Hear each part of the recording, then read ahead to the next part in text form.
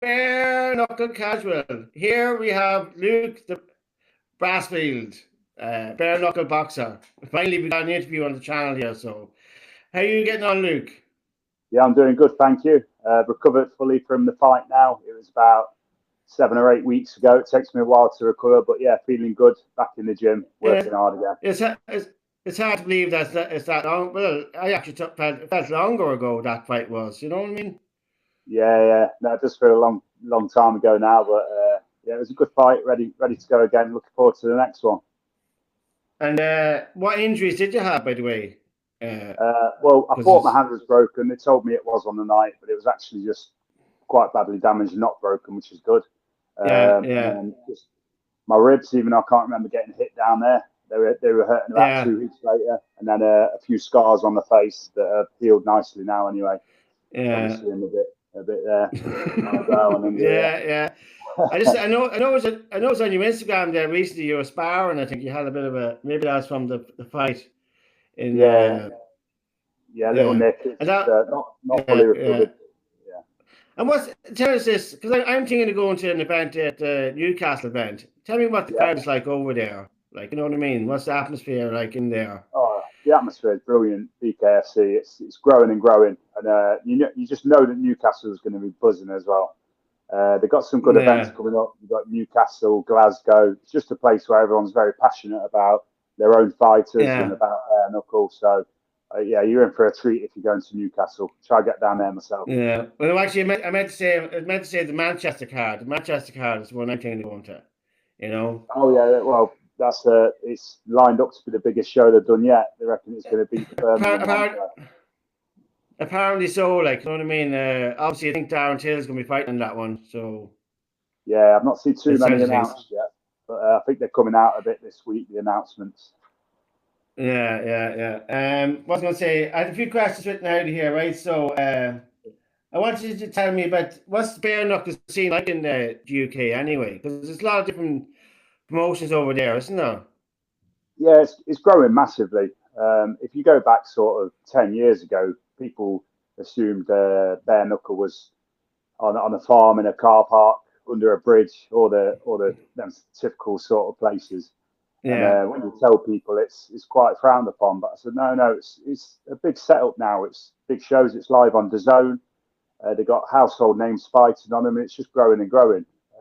There's a lot of smaller organisations, one trying to get up to that next level, but the big two at the moment are BKB and BKFC. They're the two leading yeah. ones at the front. Yeah, I even seen that, what you call it, even the Guerrilla Promotions, it was even doing a bit of bare knuckle there a few weeks ago, wasn't Yeah, it?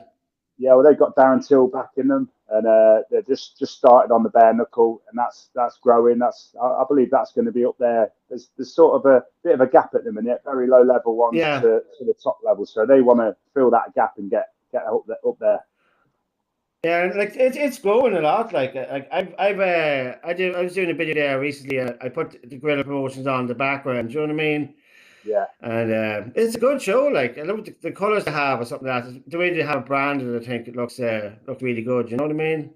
yeah, very, very entertaining. I've been to a couple of the shows as well, and I'll tell you what, there's a lot of hungry fighters out there that want to get to that next level, and that's the perfect platform to start on. Exactly. Yeah. I like Yeah, the more the merrier, I suppose. You know what I mean? of course, yeah. So like you had two fights with the BKFC. Do you want to talk about them and your experiences with that? And actually, I meant to ask you, how do you even get into the BKFC in the first place?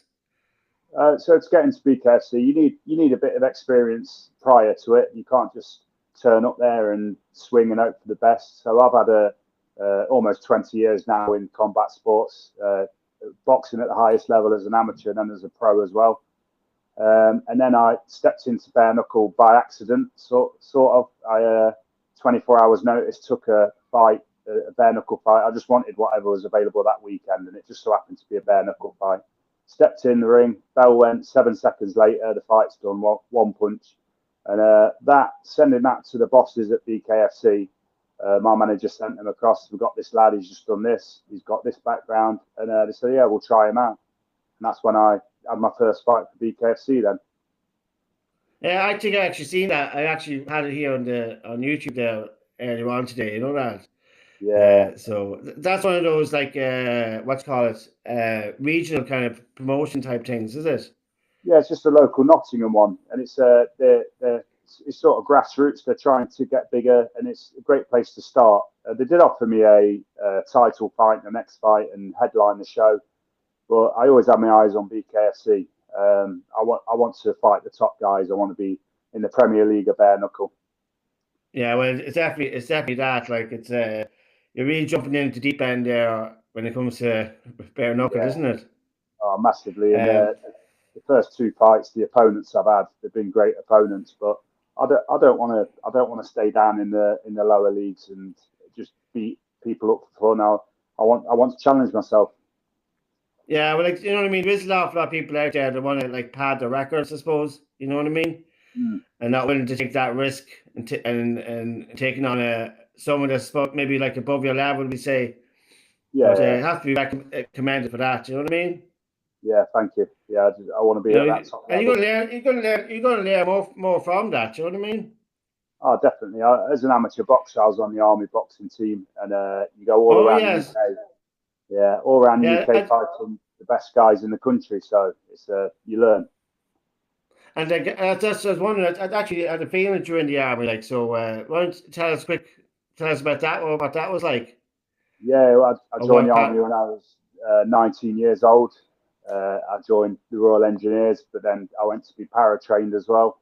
I don't know why I like to jump out of planes because I'm scared of heights. But yeah, as soon as I got in the army, I started boxing and had 28 amateur fights with the army, 16 of them on the army boxing team. So a very high standard. And then I turned pro boxing while I was in the army as well, and had a further 5 fights there before I left in 2021. So I did 15 years altogether, and a great experience. Loved it. And like, so did you get to overseas in the army and that? Did you? Yeah, yeah, a lot of operational sort of exercises, Kenya, Oman, and then I deployed to Afghanistan on Herrick 13 as well. Did 6 months out there. So looking back, great Right. experience and good work done out there. You'd recommend it, would you, for like someone that's young, I suppose, would you? I always have recommended it over the last couple of years. How the country is sort of shaping, it feels like it's less incentive to go and join the army Yeah, now. But yeah, but yeah, yeah, yeah, if you've got yeah, nothing else to do, yeah, I would recommend it still. yeah. I know exactly what you're coming from there when you say that. Mm. So yeah. So do you actually watch any of the BKFC fights when they're on, like the other ones? Do Yeah. you? Oh yeah, yeah. I try and watch all of them. Just watched the one in Italy from the weekend. Lorenzo Hunt, Danny Christy, Dan Chapman, some great guys on there. So yeah, I'm a fan of BKFC. So I watch it when I'm not on it. Yeah. So I was actually watching it myself, and actually it's probably the first BKFC event in a while that's been on at a normal time. You know what I mean? Yeah, yeah, it's nice when it's And early hours. I watch it the next day. yeah, yeah, exactly. I'm the same. You know what I mean? Watch and repeat. You know, but Mm. so what do you think of the fights that were on there? Like Danny Christie probably had a bit of a bad. Well, the guy that he was fighting didn't seem to want to fight there at all, did he? No, it's a shame with Danny Christie because he's a great guy, great fighter. And then when Hmm. you've got someone like that who's looking for a way out, it's just not good enough. I look Yeah, at some fights and I think you've privileged enough to be asked to fight for the BKFC.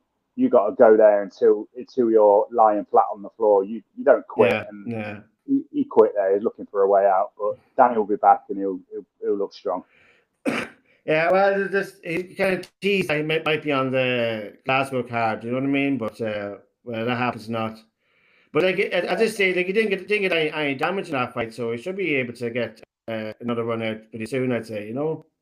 Oh yeah, if no injuries and frustrating end to the fight, I'm sure we want to get straight back out there. Yeah, yeah. Like I mean, since I followed the BKFC, I've been following Danny Christie a lot, and he is definitely someone that's very interesting in terms of like the stuff, some of the stuff he comes out with. You know what I mean? Yeah, That's definitely an interesting character. You know what I mean? yeah, it's a good guy. And that Italian card, like even I was listening to some of the guys in America. They were doing a bit of a podcast there recently, and they were like giving out that they're all given the rings and stuff. All the fighters get the diamond rings after the events and stuff like that. So they really push out the boat in Italy when it comes to the fighters, don't they? Yeah, it's great background as well. You say you was on my YouTube earlier. There's actually a Yeah. professional fight from this time last year, and I'm warming up in the streets of Italy, walking down these old cobbled streets into the ring, and it just got that gladiator feel about it when you fight in Italy. Yeah. I actually seen that as well, by the way. And Yeah, like you actually, what was that, by the way? Anyway, what was that promotion, or what got you to that that's state, that place in the first place? it's professional boxing. I've got a license where I can box anywhere in the world in professional boxing, but it's not a British Boxing Board license, so I can still do bare knuckle over in the UK and anywhere else in the world. So I've got it good. I don't know anyone else that's actually doing that in the game. And that was like out in the middle of the street, kind of, wasn't it? A ring in the street, like in the courtyard or something, or was it? Or? Yeah, it was a town in Italy near Taranto, I think, down southern Italy, and it was actually a homecoming of their like hometown hero, and it was his final fight, main event for a title as well, and it was a war, 8 round war. He got the decision over in Italy. It's hard to get the decision, but yeah, I Yeah. made a lot of friends out there, got a lot of new followers and supporters, and I'm sure I'll be back out there fighting again.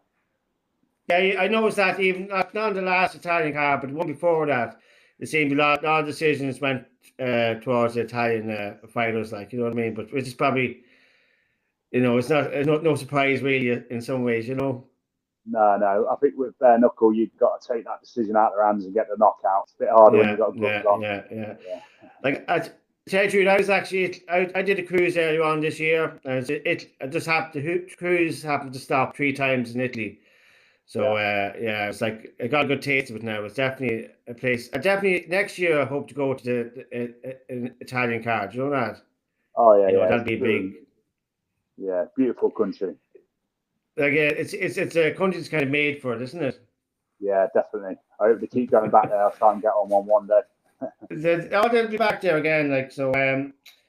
Uh, okay, so I remember you saying that fighting has been very helpful to you. Helpful to you. Do you want to Yeah. explain what that's about? Yeah. Yeah. Well, I've struggled with mental health like a lot of people do in life. Mm-hmm. I'm diagnosed with PTSD, anxiety, and depression while I was serving in the army. When I got out, that got even worse. So the fighting just gave me something to focus on. And when I turned my life around and got fit and turned professional in boxing and bare knuckle, had a busy year last year. It seemed to inspire people, and people were saying, "I've in the worst shape of my life, but you made me get up off that sofa. You made me train again. I'm going for a charity fight," and a lot of people were inspired. So it gave me more motivation and power to keep going and keep spreading that mental health positivity. Oh, definitely. Like, because like obviously people take mental health for granted, don't they? And but then people either wallow in it or they try and find a way to get out of it. You know what I mean? Which is obviously you did that, and is as you said, it's good inspiration for other people. You know what I mean? Yeah, well, Uh, that being like a bare knuckle fighter, people think, you're meant to be this tough guy and all this, and you hide your emotions. But mm-hmm. the difference for me is I talk about it. I'm honest with people, and they say that they see that good side and the bad side. It's not all just wonderful stuff. And I Yeah. said from day one, I want to get on the biggest platforms I can to spread that word, and so far I'm keeping to my word. Oh, you're definitely doing that, like, you know.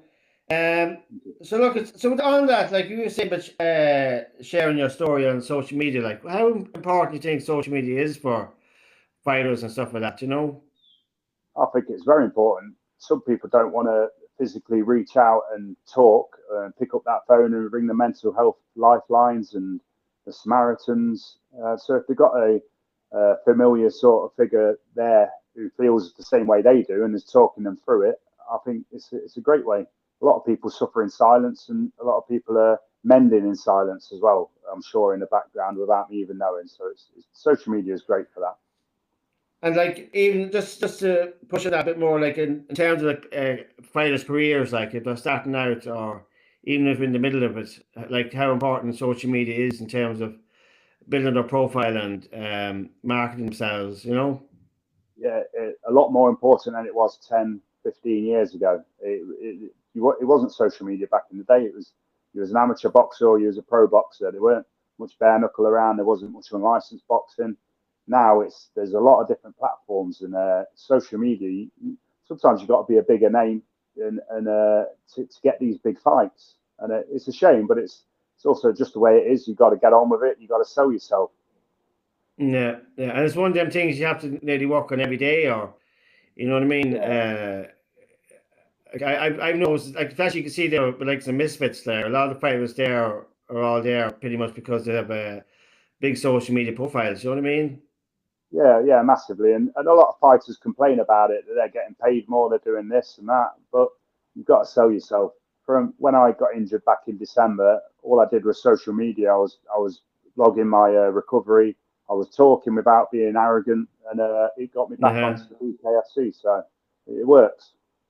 Yeah, you just have to. Unfortunately, just one of the things you have to do. And like as you say, in terms of mental health, if it's something that can help somebody else out, well, then happy days, you know. And then there's probably other people looking at, probably younger fighters, probably looking at how to get started in terms of social media to, you know what I mean. So it's nice to have someone to look at to see how to, you know what I mean, Yeah, started I'm and always open for advice. I get a lot of young lads message me and say, how do I start my career in bare knuckle? And I message them when I see they've not added music to their Instagram story or the little tips like that. It's just going to help you grow. I yeah, know a lot of social yeah, media yeah, work yeah, now. yeah. I definitely noticed that, but you, Luke, like you were probably one of the first guys who was very accommodating when I was ever getting in touch with fighters like that. So I have to say, I Wow. really appreciate that. Do you know what I mean? So, Well, that's nice to know. and I'm glad I could help you. I might throw up them two videos at some stage that we made. Remember you were fighting in the last card. Remember you were doing the aircon, and then Yeah. maybe they put you in, as a Viking or something like that. Remember you was doing the AI Oh videos. yeah. That's good. That yeah.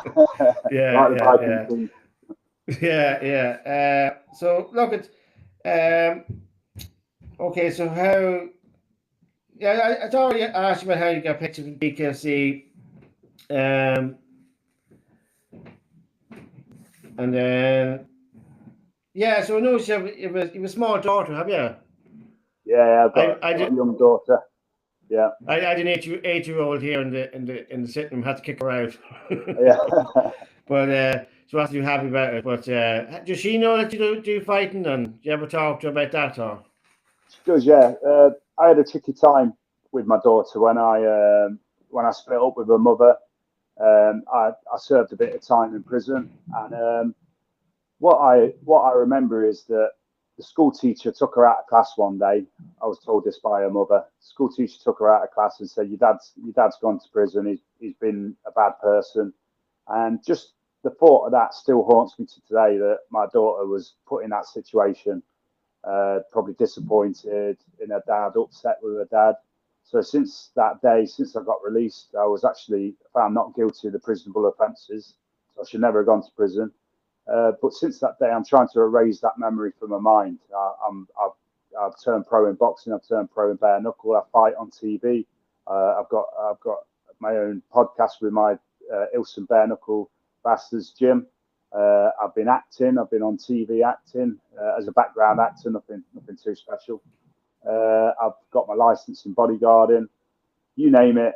I've just done what I can to make my daughter proud, and I think it's erasing all Look. these memories. Hey, listen. The past is the past. Like none of us are perfect. You know, we've all had some issues here and there. Like you know what I mean. It's all about moving on. You know what I mean with the positive stuff. You know, at the end of Yeah, the that's day. it.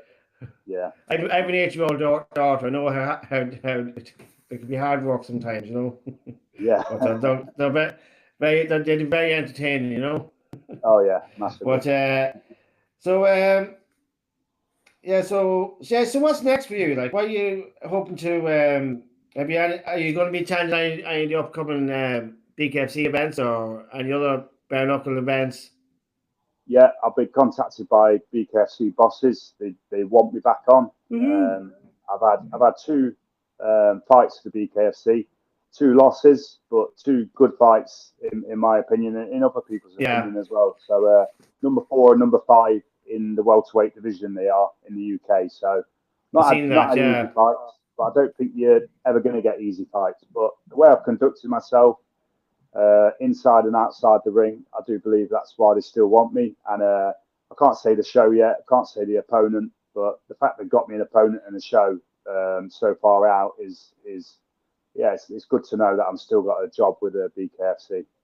And like you on the Derby show, weren't you? And then on the Newcastle show, wasn't it?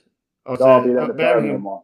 Yeah, Birmingham, the yeah. Birmingham one. So how much of a gap in that was there? Like, just wasn't that far much, was it? It was December, then it was May. So December 13th to May the 30th. So what's that, four Yeah, or so like five you know what I months? mean, pretty close together. Like so, like I mean, if you got another one now before the year ended, like you'd be doing nearly.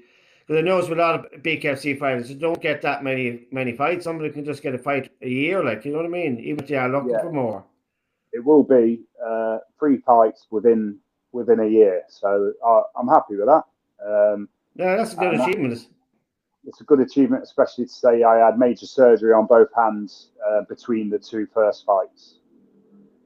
And just before I finish up, I want you to tell me. You said you had a bit of a podcast there. Do you want to talk about that a wee bit, or?